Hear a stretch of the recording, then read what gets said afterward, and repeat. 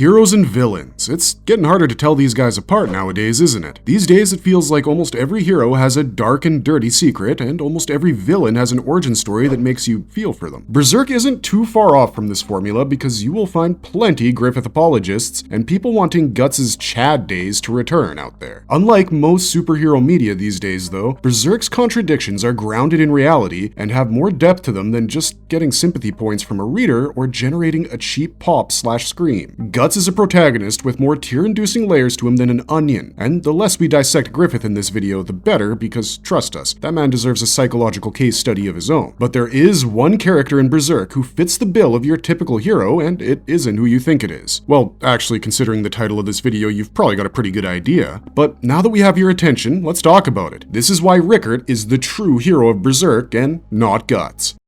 But first, what exactly is a hero? And why doesn't Guts fit the bill? If we're gonna dive into why the main character of a series isn't its actual hero, we need to talk about a few things first. And the first thing we need to talk about is what a hero is and why Guts doesn't exactly fit that bill, at least not anymore. The idea of a hero in fiction has changed a lot over the course of centuries. In classical literature, a hero was generally equated with a brave warrior, often out on a quest or conquest and frequently suffering from a bout of hamartia, be that pride, vanity, ignorance, or greed. There's a reason the most famous Greek warrior from myth and legend has been reduced to a limb-associated phrase in modern times. That's the Achilles heel of a traditional idea of a hero. Today, we tend to look at those who act beyond their self-interests and are genuinely committed to the betterment of society as heroes. People like Nelson Mandela, a man who spent much of his life in captivity and was classified as a terrorist by the West, now recognized as a symbol of anti-apartheid movements the world over. Guts is more of a traditional hero by this standard because he's a warrior who fights for glory, though he doesn't admit it, and he has a glaring tragic flaw in his Beast of Darkness. We here at Marvelous Anime have long spoken about Guts' desire to become stronger by defeating stronger opponents. One of the most defining moments of his life was his acceptance of the fact that the way of the sword was the only way he wanted to live his life, that his wishes were granted by thrusting him into a fight for his life against evil spirits, and worse on a nightly basis is where his hamartia comes in. Guts is not a man without honor. We've seen him do many honorable things throughout the series, especially when it comes to protecting the weak and innocent. His interactions with Jill, Teresia, and Colette show that he has a side to him that does care about his own humanity. Guts thinks of Shirkei as his little sister and Isidro as his young protege, though he doesn't say that out loud. He fights for the greater good by struggling against the God Hand, even if people don't understand his purpose. But the core of his purpose is where the taint starts to emerge, and as the series has progressed, this taint has been exploited by Guts' Beast of Darkness. The main reason Guts fights against the God Hand isn't because he's driven by righteousness. His main driver is a revenge so black it makes the eclipse seem bright in comparison. Rage and pure malice fueled his steps for the better part of 2 years, and in the time he built his reputation as the Black Swordsman, Guts massacred more apostles and dead spirits than he could count. He would leave entire towns in desolation and treat innocent bystanders like weaklings and ants, all because he could, and he did everything with the sole intention of murdering Griffith. His revenge quest has been such an intense driving factor for him that Guts chooses to keep using the Berserker armor despite being fully aware of what it's doing to him. After the conviction arc, Guts swore to protect Casca with his life as long as they lived and was content with his companion's company up until their party reached Elfhelm. But once Casca was cured, Guts' thoughts immediately reverted to Griffith and his revenge. And this isn't the only thing that keeps Guts from being the true hero of Berserk. Guts' most grievous sin in Berserk is assaulting Casca when she was helpless. And before you ask, no, he wasn't using the Berserker armor at the time. He didn't go quite as far as Griffith did, all things considered, but it was enough for Guts himself to realize what a monster he was becoming. Guts' assault on Casca was motivated by his inner Beast of Darkness, the manifestation of all his ugliest, darkest thoughts and desires. Guts had longed to be with Casca the moment he snapped back into his senses after the eclipse, but he was able to catch himself back then because their wounds were so fresh. 2 years fighting nothing but inhumans and surviving death time and time again made Guts lose all control over himself, and the sight of a naked Casca clutching a sword with dead men at her feet didn't help things along. This moment scarred the already traumatized Casca even further, and it's likely a big reason why she can't look at Guts without completely breaking down, even after healing. Moreover, Guts is already dying because of the Berserker armor's effects, which means he knows he has a short window of time to accomplish his ultimate goal, and so does his inner beast. The Beast of Darkness is threatening to take over the psyche of the man who is supposed to be Berserk's hero, and judging by Guts' state in the recent Berserk chapters, that might just happen as well. well. This is why, if you ask us, Guts is more of a protagonist than an out-and-out hero. He does heroic things for sure, but his struggles with his own thoughts and feelings leave his loved ones in peril more often than not. And he himself would be the first person to tell you that, no, he's not a hero. He's a man driven by the worst aspects of his being. He's just good at hiding it from those around him. And this is where we want to talk about the real subject of this video, and the man we think will end up being the true hero of Berserk, Rickert.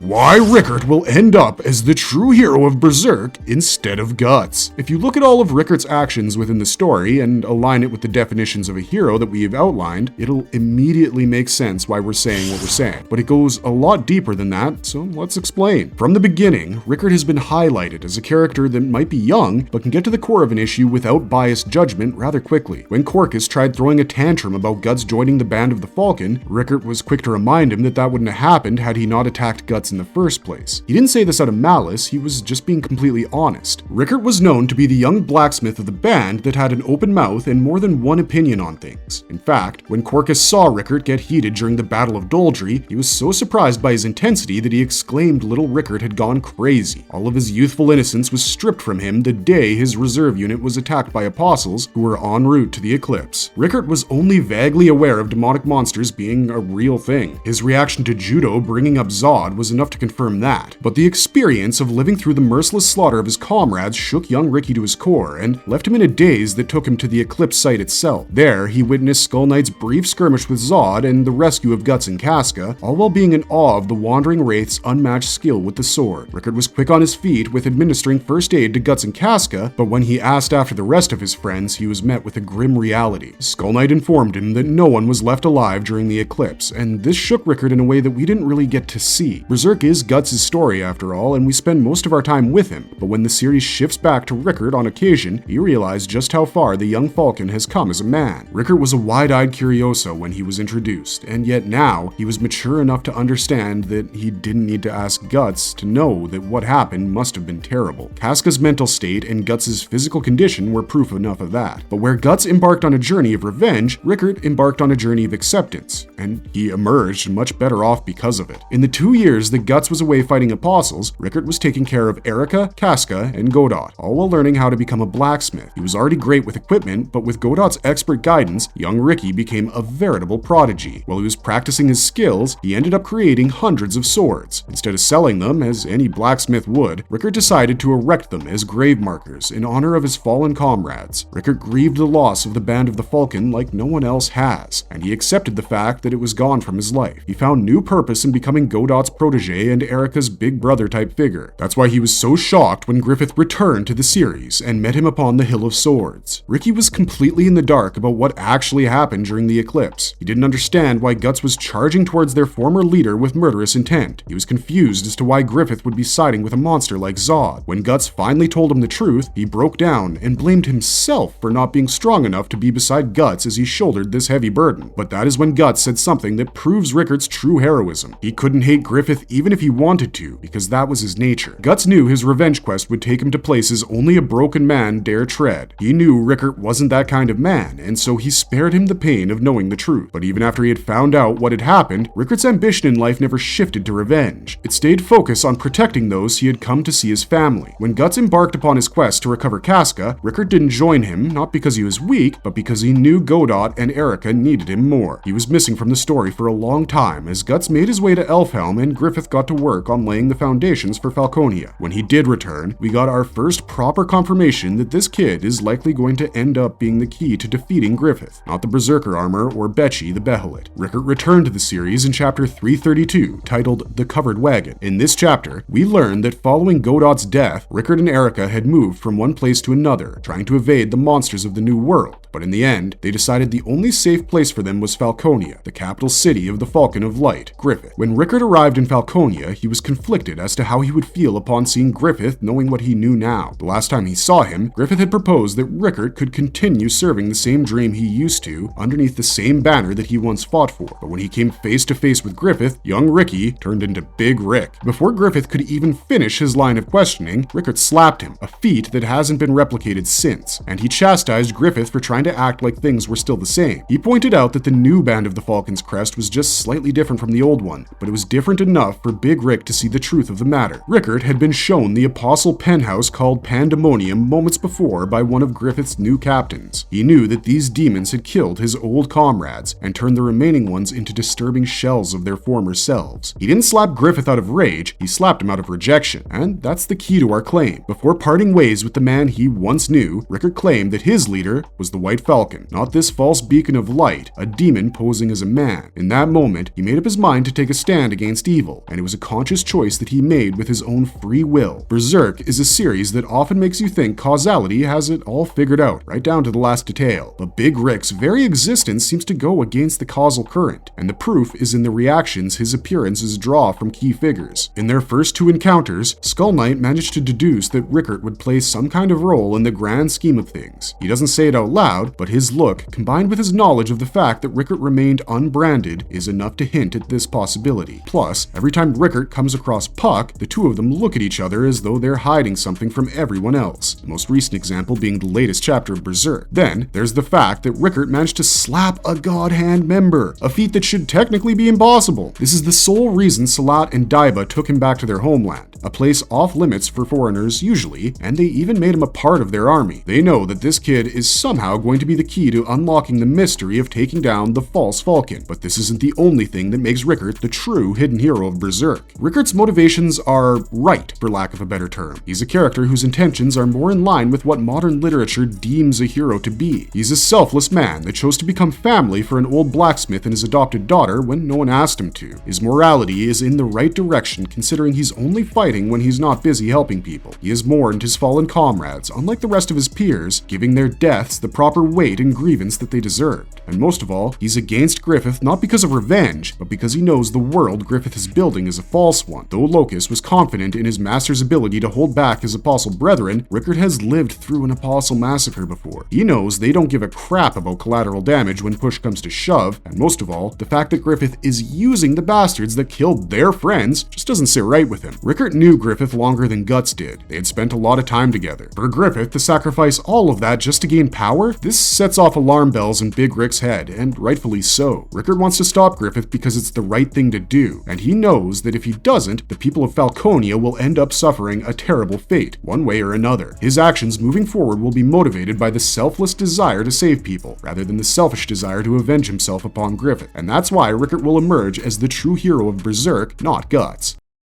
Marvelous verdict! Well, that's our take on the true hero of Berserk. While we're not trying to dismiss Guts' relevance to his own story, trust us, he'll do something about his unsettled grudge with Griffith by the time this thing's over, we do want to highlight that ultimately, his story isn't to become the hero of this story, it's to find the most acceptable way to end his struggle. The role of actually saving the world might just come down to a boy that was thought to be too innocent for a mercenary band when he was introduced to the story, but once again, that's just our take on things. What do you think about Big Rick and his role in the Berserk universe? Let us know in the comments down below. Don't forget to like, share, and subscribe for more Berserk content, and we'll see you guys in the next one. Until then, keep on struggling, strugglers.